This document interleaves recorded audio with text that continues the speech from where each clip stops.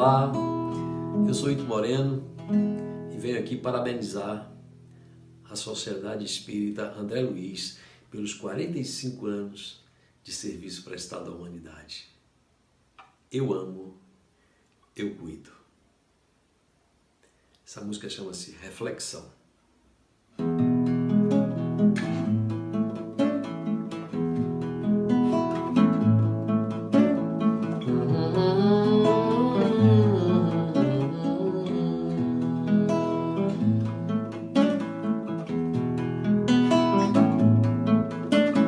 Quando a dor balança a nossa porta, a gente se agarra a Deus. Quando o medo atinge a nossa face, a gente lembra de Deus. Aí a gente fica bem pertinho do céu, chora, se lamenta o tempo que perdeu, cobra a solução e pede pelo amor de Deus.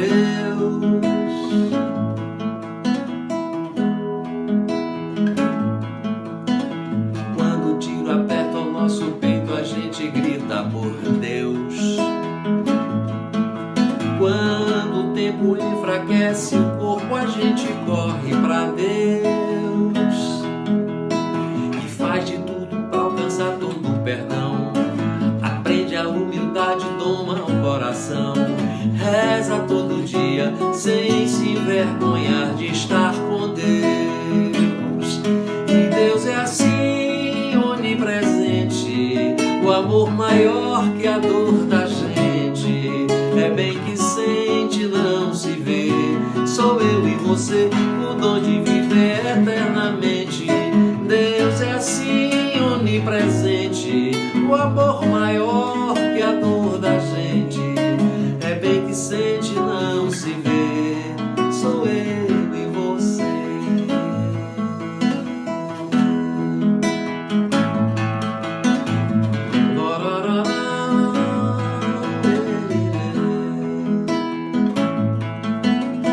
Quando a dor balança a nossa porta, a gente se agarra a Deus. Quando o medo atinge a nossa face, a gente lembra de Deus. Aí a gente fica bem pertinho do céu, chora, se lamenta o tempo que perdeu, cobra a solução e pede pelo amor de Deus.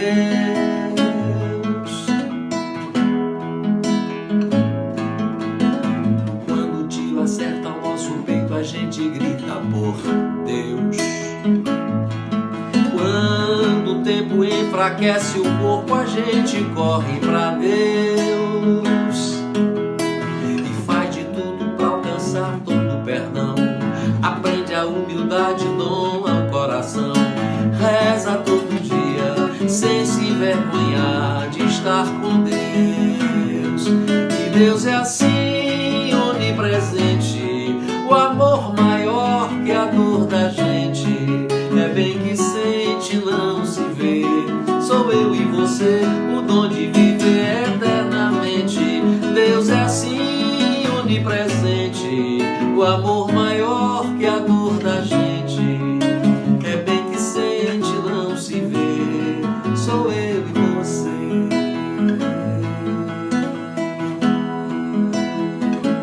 Sou eu e você.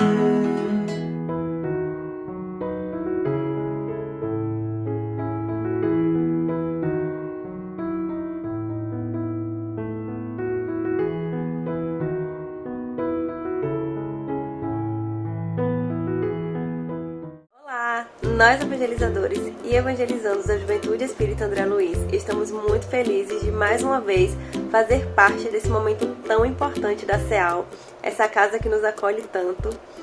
E, como tradição, nós vamos trazer um pouquinho de arte para alegrar os nossos corações. Que me motiva a viver? Eu me motivo porque sou uma pessoa feliz. Amo muito a vida. E dela, sou aprendiz. Tenho várias paixões, Mas, como qualquer um, Possuo imperfeições. Ainda não sei de cor. Pelo menos busco tornar-me alguém melhor. E assim, declamando esse verso, nós respondemos o que nos motiva a viver, nessa singela homenagem. E também o que nos motiva é saber que nós somos o futuro. Parabéns, Ceal!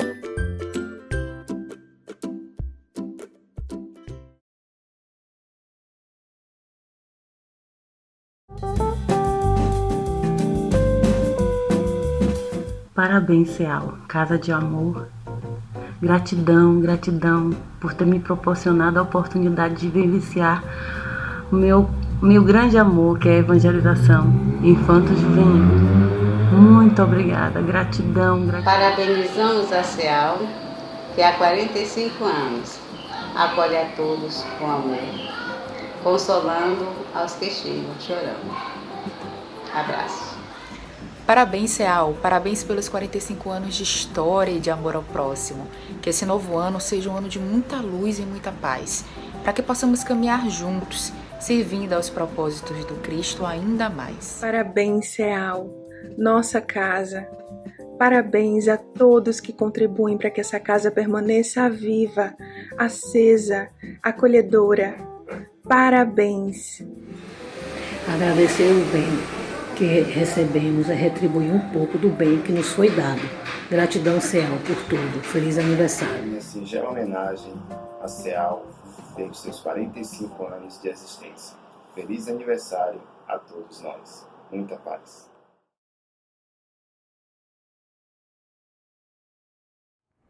Queridos amigos e amigas, é uma grata satisfação estar falando para os amigos da Sociedade Espírita André Luiz, Ceal, Sociedade Espírita André Luiz, que nessa ocasião, nesse momento, está comemorando o seu aniversário. Mais um ano de uma casa conhecida, por demais conhecida, do movimento espírita, da tradição do movimento espírita da Bahia.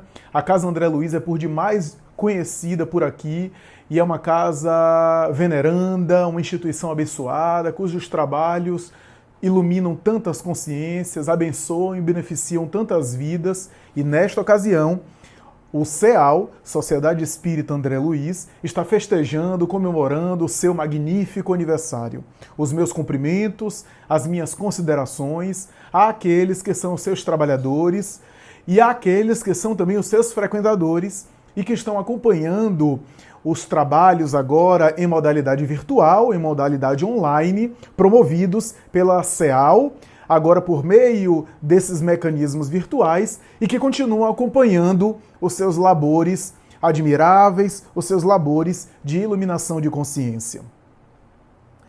Allan Kardec, o extraordinário e egrégio codificador do Espiritismo, no item por demais conhecido dos Espíritas, item 625 da obra O Livro dos Espíritos, vai perguntar aos espíritos angélicos, aos espíritos bons, aos espíritos superiores que coordenavam o trabalho e que acompanham o progresso da própria Terra, do próprio planeta, na seguinte colocação: qual é o tipo mais perfeito que Deus ofereceu à humanidade para ser-lhe o modelo e guia?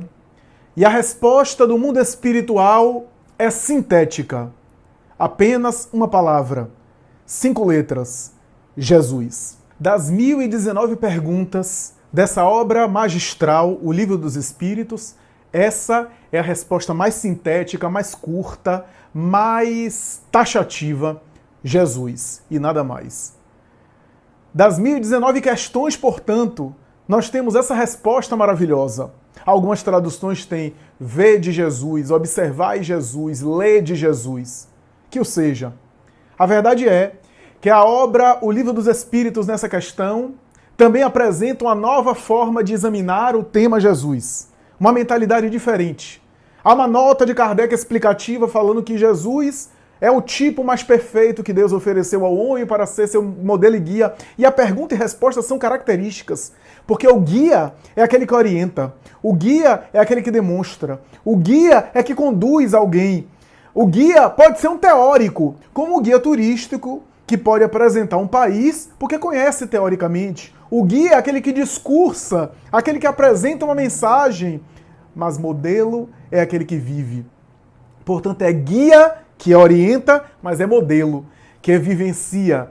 Então, essa colocação é extraordinária.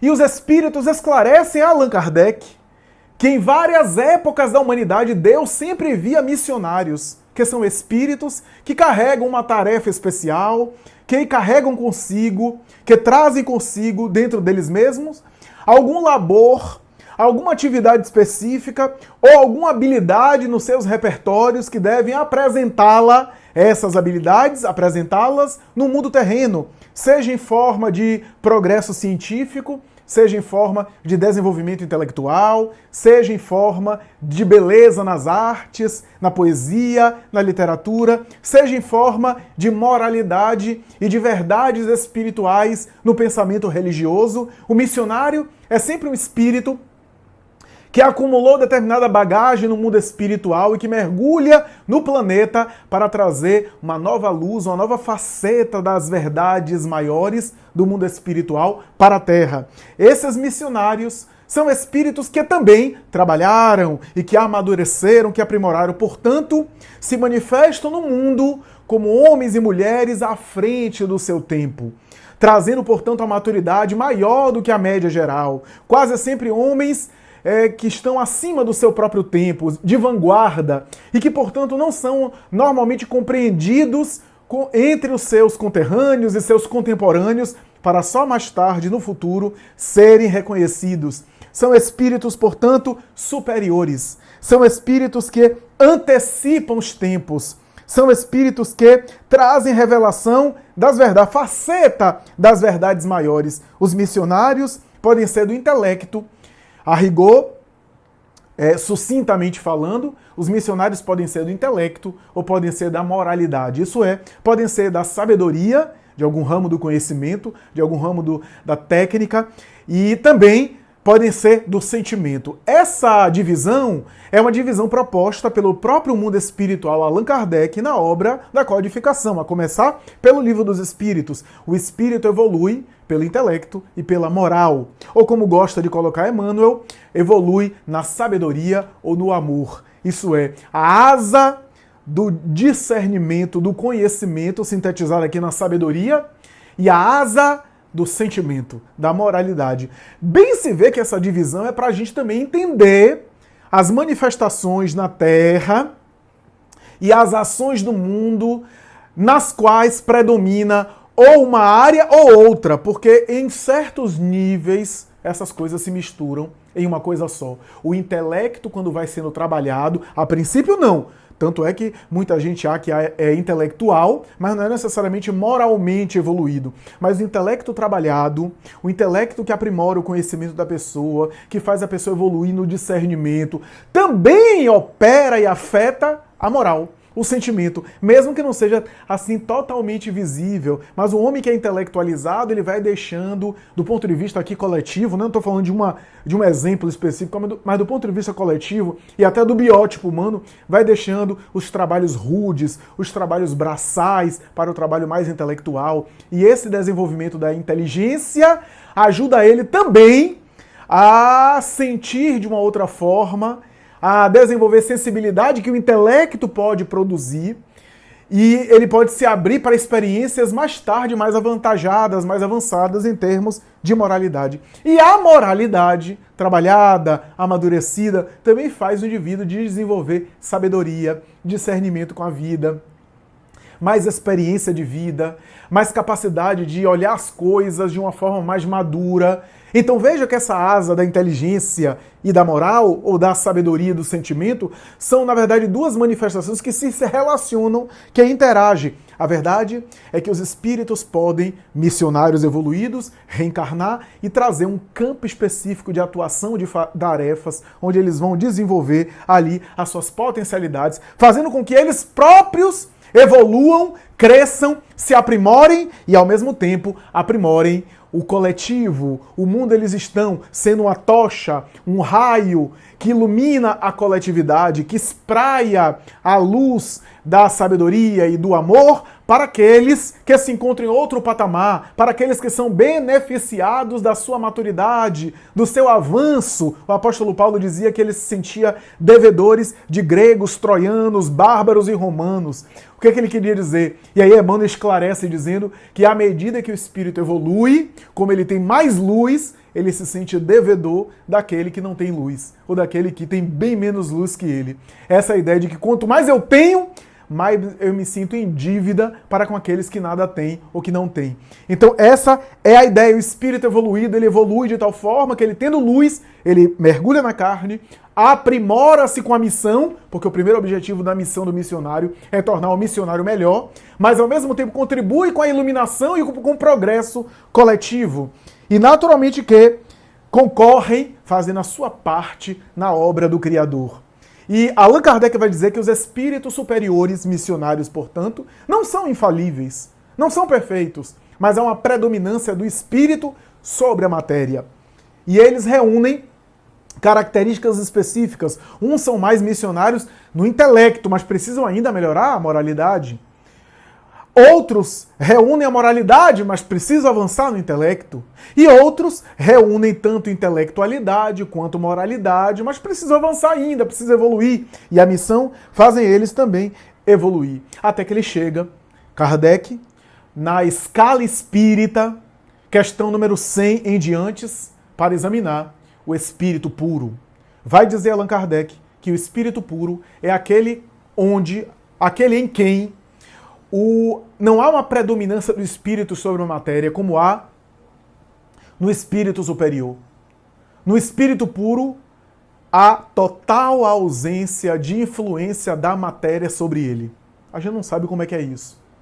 Há total domínio dele sobre a matéria. Não há uma predominância, é um domínio. Mais do que isso, ele é portador de todas as virtudes adquiridas ao longo do processo reencarnatório. Já cessou nele os processos da reencarnação, ele não precisa mais reencarnar. Portanto, quando ele escolhe mergulhar no corpo, não é uma reencarnação, um retorno, é uma encarnação. Porque ele não precisa mais, ele já está no mundo espiritual de maneira permanente. Ele não é um espírito que está entre uma encarnação e outra. Proposta da erraticidade que Kardec aborda. Ele é uma exceção. Porque ele já realizou o processo evolutivo da reencarnação. Ele já alcançou a perfeição que a criatura pode alcançar. A perfeição que é dada à criatura alcançar. Porque se a criatura conseguisse alcançar uma perfeição absoluta, seria igual ao Criador. O espírito puro já goza da felicidade dos eleitos, digamos assim. E Kardec vai dizer, na tradição religiosa e espiritual dos tempos foram chamados de anjos, serafins, querubins, potestades. São aqueles espíritos que estão em direto relacionamento com a divindade. Não tem intermediários. Eles são os intermediários de Deus para com as criaturas. Eles compreendem Deus de uma forma bastante intensa que só eles conseguem compreender a divindade. E executam as tarefas e as deliberações diretas do Criador para com eles no universo. São os arquitetos, os engenheiros siderais. Esses espíritos, portanto, ainda diz Allan Kardec, são infalíveis. Repito, são infalíveis, mesmo no corpo. Mesmo no corpo material, eles não são sujeitos a falhas. Dizem os espíritos, e escreve Allan Kardec assim, não estão sujeitos a falha. Portanto, são espíritos de ordem diferente. Espíritos puros, que se saiba, na Terra, nesse planeta, só conhecemos um, Jesus.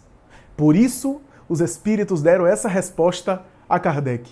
E Kardec coloca uma nota dizendo assim, a nota que ele coloca é do próprio Kardec, não é dos espíritos. Os espíritos só responderam Jesus. Kardec coloca assim, nele Deus animava de maneira integral.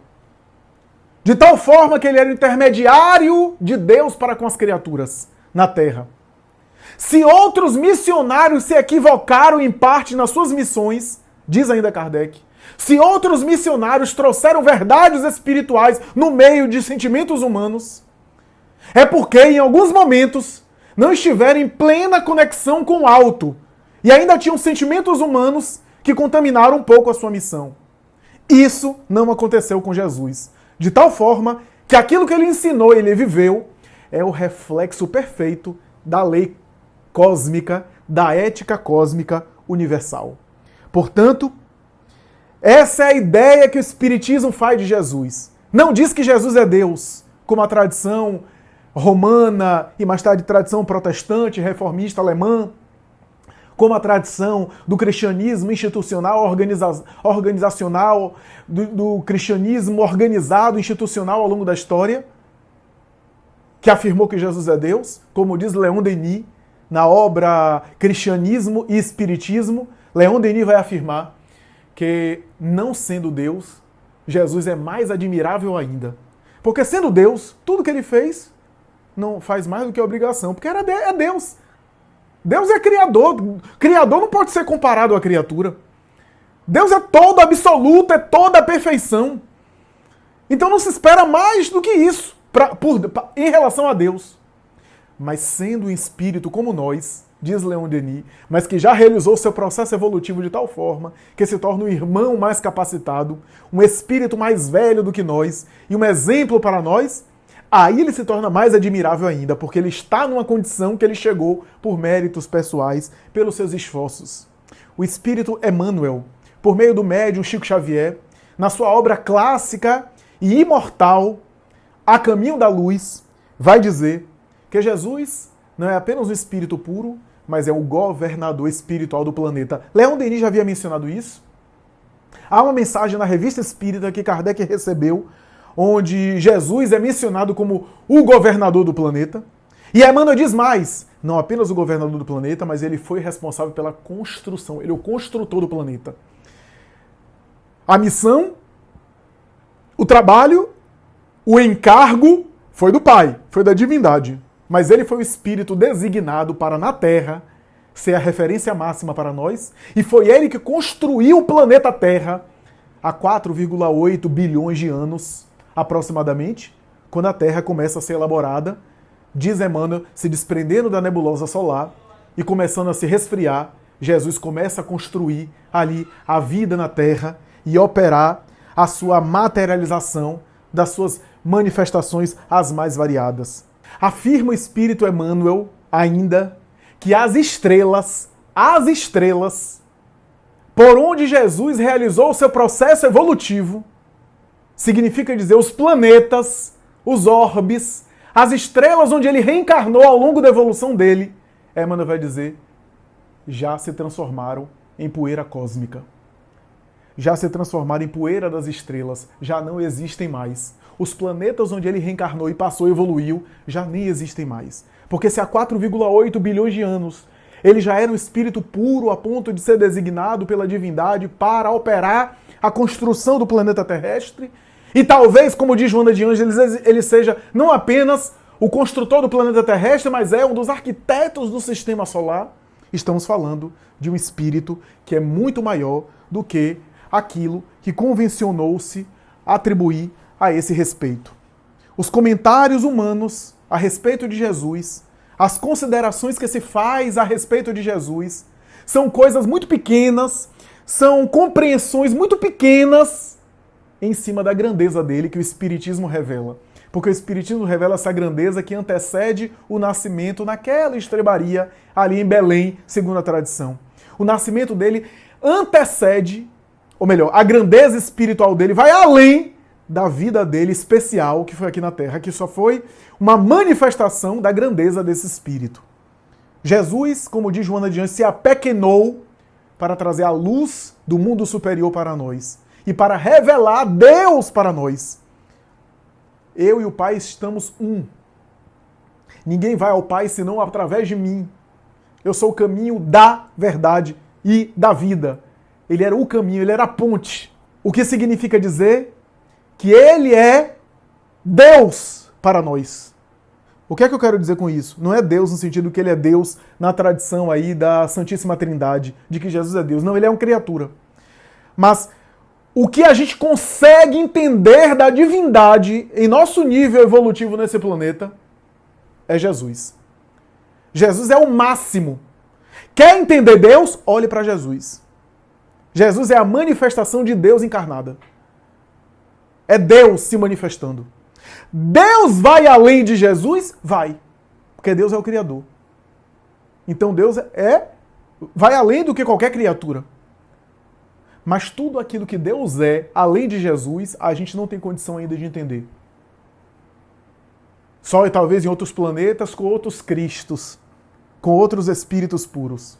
A verdade é que ao longo da história, a compreensão humana de Jesus foi sempre as mais variadas.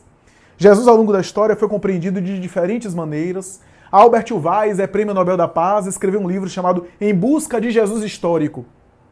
E uma das grandes preocupações era tentar entender o que era o Jesus da história, o Jesus real, o homem de Nazaré, e o que era o Jesus que foi pintado, construído, idealizado pela tradição religiosa.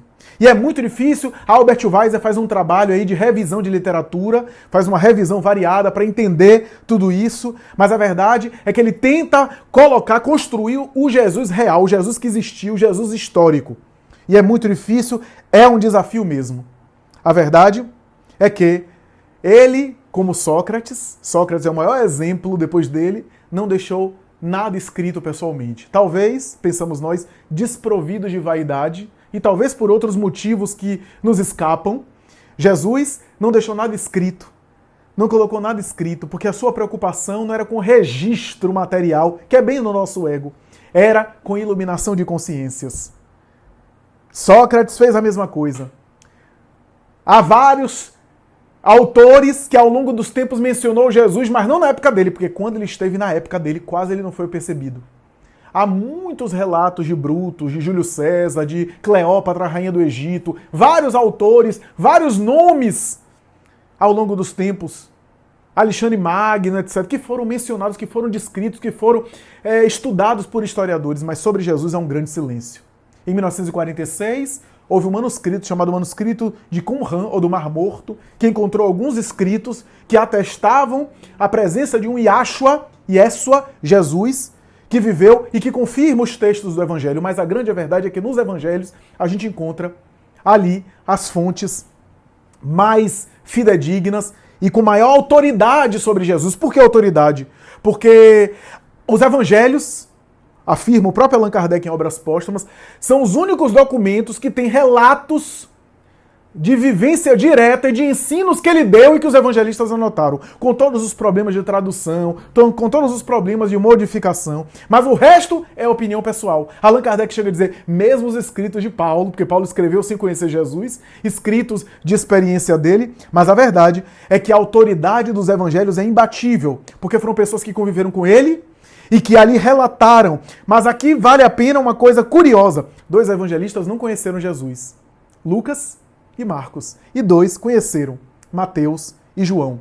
Mas mesmo os 2 que não conheceram, escreveram em cima de relato de pessoas que conheceram ele, e a gente vai ver isso aqui.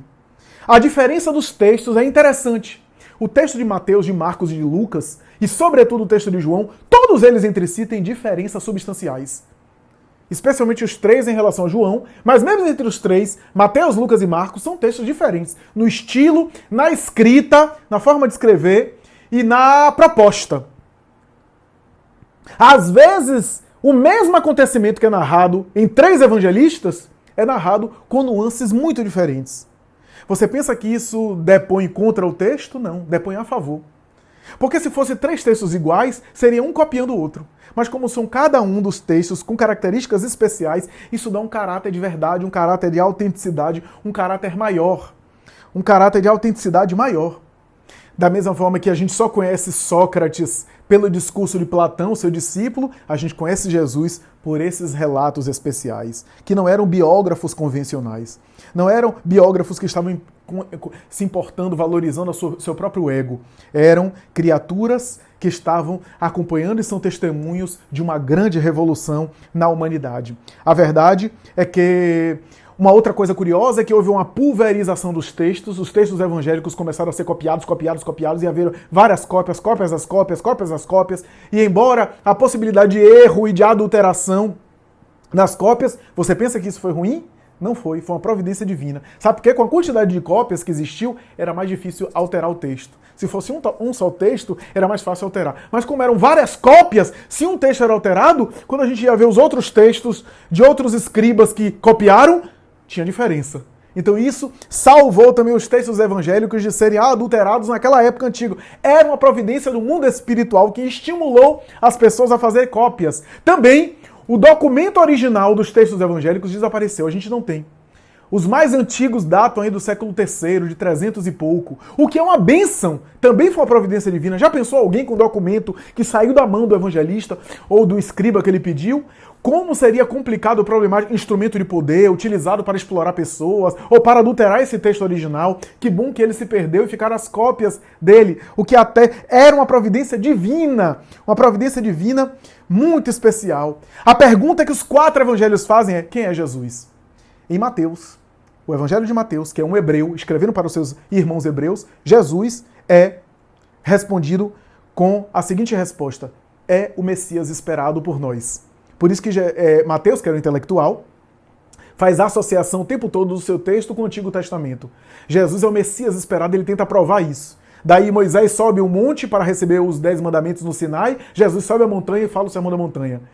Moisés viaja com 12 representantes das 12 tribos de Israel. Jesus escolhe 12 apóstolos. Moisés elege 72 discípulos para serem mais tarde representantes, juízes da chamada Cidade Santa. Mais tarde, Jesus escolhe 72 discípulos. O tempo todo ele tenta conciliar o texto do Antigo Testamento com o texto do Novo Testamento, o Evangelho de Mateus. Jesus, quem é Jesus no Evangelho de Mateus? O Messias esperado. Marcos, que era um adolescente quando aderiu à proposta do Evangelho, a proposta de Jesus. Marcos era sobrinho de Pedro, sobrinho espiritual de Pedro, não era uma espécie de filho espiritual, ele era filho de uma mulher chamada Maria de Jerusalém.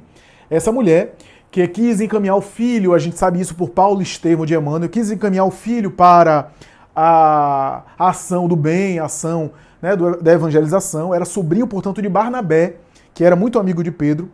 E Marcos, mais tarde, ficando na Igreja do Caminho, depois de conviver um pouco com o apóstolo Paulo, e não conseguir, inclusive, acompanhar Paulo nas grandes experiências aí de Paulo, Marcos vai ficar com Pedro, ao lado de Pedro, na Igreja do Caminho, e ali vai, a pedido de Pedro, escrever um evangelho nas memórias de Pedro. Pedro é um trabalhador braçal, é um pescador, não tinha muita cultura, uma cultura muito esclarecida, uma cultura muito sofisticada. Daí, quando a gente pega o evangelho de Marcos, tem dificuldades no grego. Os textos mais antigos que a gente tem dificuldade no texto, tem até erros. Talvez tenha até erros ortográficos no texto, porque é alguém que não maneja direito o grego. E Marcos escreve ouvindo o relato de Pedro. Pedro, que era um pescador, era quase analfabeto, acostumado a trabalhos braçais. E é claro que um evangelho também destinado a Roma, porque havia interesse de que a mensagem cristã chegasse a Roma, né? E Roma estava interessada em fenômenos miraculosos. Jesus aparece fazendo fenômenos, produzindo curas, produzindo milagres, etc. Porque isso interessava a imaginação mágica, supersticiosa do povo romano, acostumado com os deuses, né? Jesus, no Evangelho de Marcos, é aquele que toma atitudes. O foco do Evangelho de Marcos é nas ações concretas. Jesus vai, Jesus volta, Jesus faz, Jesus opera, Jesus, no Evangelho de Marcos, é alguém que faz, é o ativista, é aquele que age, é aquele que interage com os outros, é aquele que vai, é aquele que está no social. Essa é a ideia do Evangelho de Marcos. O Evangelho de Lucas, no entanto, a gente sabe que Lucas não conheceu Jesus.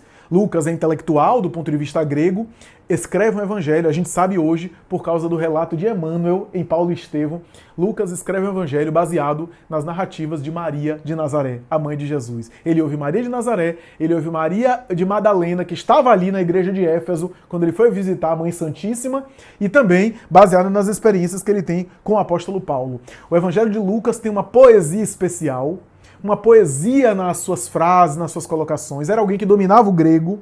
As parábolas em Lucas são chamadas parábolas de compaixão, parábola do bom samaritano, parábola do filho pródigo, parábola da dracma perdida, da ovelha perdida. Sempre parábola chamada da misericórdia, da compaixão. O evangelho de Lucas é o evangelho da misericórdia. Os espíritos, Amélia Rodrigues e Joana de Anjos, dizem que é o mais lindo de todos os evangelhos, sem demérito para os demais. Quem é Jesus no Evangelho de Lucas? É o homem. É a dimensão humana de Jesus. É a dimensão do homem Jesus. Do Jesus que se compadece, que tem compaixão. Do Jesus que acolhe criança. Do Jesus que perdoa. Do Jesus que vai na direção do próximo. É o Jesus da caridade moral, digamos assim, numa linguagem espírita. Jesus, portanto, é aquela dimensão humana do Cristo. O Evangelho de João é o Evangelho místico. Um Evangelho esotérico, entre aspas. O Evangelho de João é feito de grandes discursos. Discursos onde Jesus discursa coisas que não são coisas concretas, são coisas metafóricas, muito abstratas. A relação dele com o Pai, o tempo todo no Evangelho de João aparece.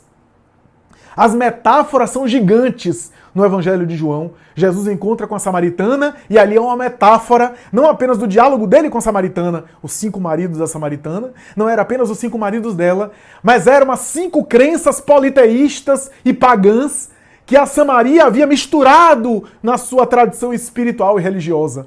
Os 5 maridos. E o 6º também não era.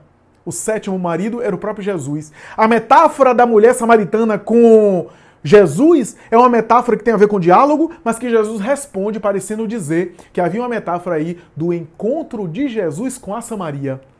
Ou seja, Deus encontrando-se com a Samaria. Essa é a ideia da metáfora. Como outras metáforas que aparecem, o Evangelho de João é feito numa estrutura onde parece repetir, segundo alguns autores, a estrutura do Templo de Jerusalém. Primeira parte, a população em geral, átrio dos gentios. Segunda parte, o lugar santo, só os judeus, os rabinos, etc. E o último, o Santo dos Santos. A primeira parte do Evangelho de João fala dos diálogos que ele teve com as pessoas em geral, gentios, samaritana, Nicodemos, mulher adúltera. Mais tarde, a segunda parte do Evangelho de João parece entrar no lugar santo, onde ele tem diálogos com os discípulos. Diálogos onde ele dialoga, por exemplo, na última ceia, onde ele fala com os discípulos, portanto, os iniciados ali, diálogos íntimos, diálogos especiais. É o diálogo que ele promete o Consolador, que ele fala dos sinais dos tempos no futuro. E a última parte é só o Santo dos Santos, que é o local no Templo de Jerusalém, onde só entra o sumo sacerdote. Só ele entra no último momento do Evangelho de João, que é o momento do Calvário, da crucificação, onde só ele vai. Então, e ele está sozinho. Quem é Jesus no Evangelho de João? É o Verbo, que se fez carne. No Evangelho de João, Jesus é um verbo, que se fez, é o verbo divino da criação, como diz Emmanuel. É o Espírito Divino da criação que se fez carne. É a lei espiritual que encarnou. Essa é a ideia do Evangelho de João. Cada evangelho tem o seu aspecto especial. A verdade, amigos, é que Jesus, 2000 anos depois, morto, desconhecido só por alguns pescadores, sem ser conhecido pela tradição geral, sem ser notado por Roma, por Grécia, e nenhum reinado, nenhum centro político importante, Jesus, hoje, 2000 anos depois, é a personalidade mais biografada, mais comentada, a ponto de pensadores, até ateus, materialistas, como Carl Johnson e Melanie Klein, na Associação Psiquiátrica Americana, esses dois grandes estudiosos da psicose e da psicologia infantil chegaram a declarar, para a surpresa geral, nós somos psiquiatras, psicanalistas, não somos religiosos, não somos espiritualistas, mas a melhor terapia, chegamos a essa conclusão, a melhor terapia para a esquizofrenia, para a psicose, que a gente pode observar, é baseada no perdão, no amor, na caridade, conforme está no Evangelho de Jesus. Elizabeth Lucas, a notável terapeuta, logoterapeuta, discípula de Viktor Frankl, vai também declarar dizendo que as histórias que ela fez no livro Histórias que Curam, onde ela elabora histórias e ajuda a criança a construir a história com ela, histórias que têm a ver com os traumas infantis, histórias que têm a ver com a problemática da criança. E depois que ela ali examina com as crianças aquelas histórias e ajuda a criança a ter um desfecho feliz na história para que o trauma interior da criança seja solucionado, ela vai dizer que as histórias que ela elaborou são todas elas baseadas no Evangelho de Jesus. Joseph Campbell, o notável mitólogo norte-americano, que deu 40 anos de sua vida estudando mitologia, a maior autoridade da mitologia do seu tempo, esse homem extraordinário, que dedicou a sua vida para entender o mito do herói. A obra dele, O Herói de Mil Faces, é uma das mais notáveis da tradição mitológica. E ele percebeu que em toda a tradição, na história cultural de todos os povos, sempre havia a noção do herói, de um herói. Nas fábulas, nos contos folclóricos, nas tradições históricas, mesmo em épocas muito primitivas. E ele vai dizer que esse herói está na mentalidade, está no inconsciente coletivo. É como se fosse uma dimensão interior, mas não consegue explicar a razão, a origem disso. Emmanuel vai dizer, todas as civilizações, diz ele em A Caminho da Luz, todas as civilizações sempre tiveram a ideia do herói, de alguém que viria nos salvar, que viria nos redimir, que viria iluminar a humanidade. E sabe por que isso? Afirma Emmanuel, com outras palavras, é claro. Sabe por que isso? Porque esse herói de Joseph Campbell, essa ideia do herói que está presente no folclore de todos os povos, é Jesus. É a intuição de Jesus, porque o planeta tem o DNA de Jesus, tem o perfume dele, tem o toque dele. Então a gente tem essa ideia, essa intuição do herói, o herói do paraíso perdido, o herói que vem nos redimir, o herói que vem nos salvar, o Messias que vem nos salvar, porque é a intuição da presença dele entre nós, do perfume dele que se espraia e que se espalha sobre o mundo. Por isso, amigos, por isso, Jesus e Evangelho é uma coisa só. Não existe Evangelho e Jesus. Jesus é o Evangelho e o Evangelho é Jesus. Sabe por quê? Porque o Evangelho não é um livro teórico, não é um tratado de teoria filosófica, não é uma discussão teológica. O Evangelho não é apenas um discurso, é uma vida. É alguém que viveu. Chico Xavier dizia isso, né?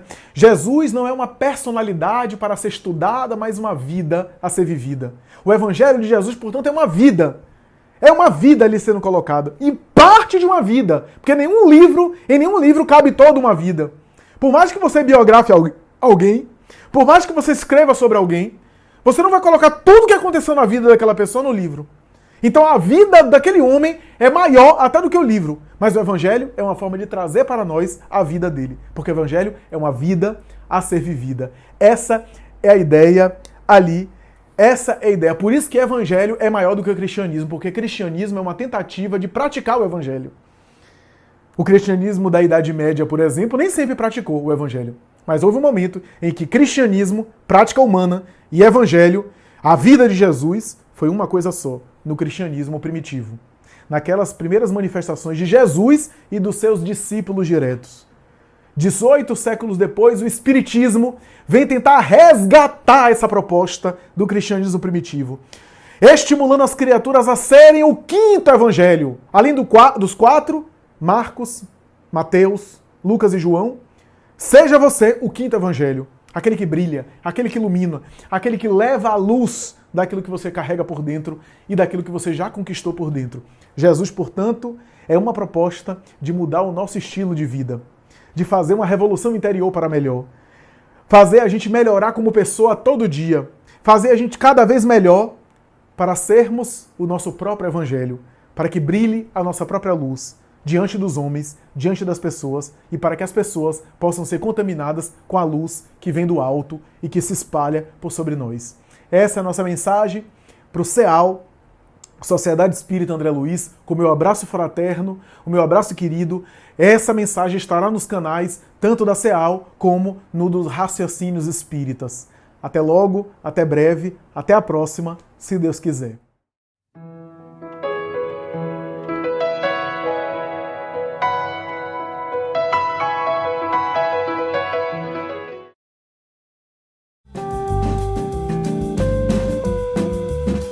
Felicito a CEAL pelos seus 45 anos de amor ao próximo, se servindo com todo carinho. Parabéns, amigos. Parabéns, CEAL. Olá, em nome da CEAL Terapia, estou aqui para parabenizar nossa Casa CEAL por 45 anos de doação e de amor. Parabéns, CEAL. Juntos somos mais fortes. Sigamos juntos. Olá, queridos amigos. Meus parabéns a todos os trabalhadores que ao longo destes 45 anos deram sua cota para transformar este lar em um espaço de acolhimento a todos. Lembremos sempre, se juntos somos mais fortes, unidos vamos muito mais além. Parabéns, Ceal.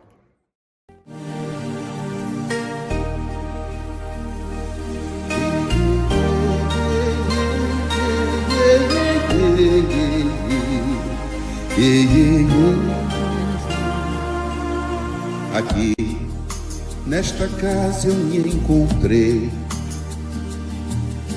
Entrei e aqui dentro vi saída. Sim, foi nessa casa de amor que as benesses do labor cicatrizaram minhas feridas. Depois de muitos e muitos passes, estudo e a água da paciência, religar e religuei, filosofiquei, tomei ciência. Aqui, nesta casa de oração, orei, pratiquei o Evangelho. Sim, foi nesse pouso espiritual que eu conheci a vida real. Rompi de vez com um homem velho. Depois de muitas e muitas preces, palestras e água da fé, religar e religuei. A casa, quando é santa, é posto de emergência, hospital de alma, dissipando dores, transcendentes traumas, frente de serviço que a todos levanta, pronto atendimento de Deus, oh Santa Casa Santa. Eu fiz amigos do peito, pessoas com quem posso contar, atendimento fraterno, culto do Evangelho no lar. Sim, nessa oficina de Jesus, chorei cantando quanta luz, com as vibrações desse lugar. Depois de muitas e muitas quedas, me fortalecendo na fé, religar e reerguer. A casa, quando é santa, é posto de emergência, hospital de alma, dissipando dores, transcendentes traumas, frente de serviços que a todos levanta, pronto atendimento de Deus, oh Santa Casa Santa. Por isso canto e dou graças a Deus, secando lágrimas nos olhos meus. Depois de... Sejam bem-vindos. Desejo a todos muita saúde, muita paz.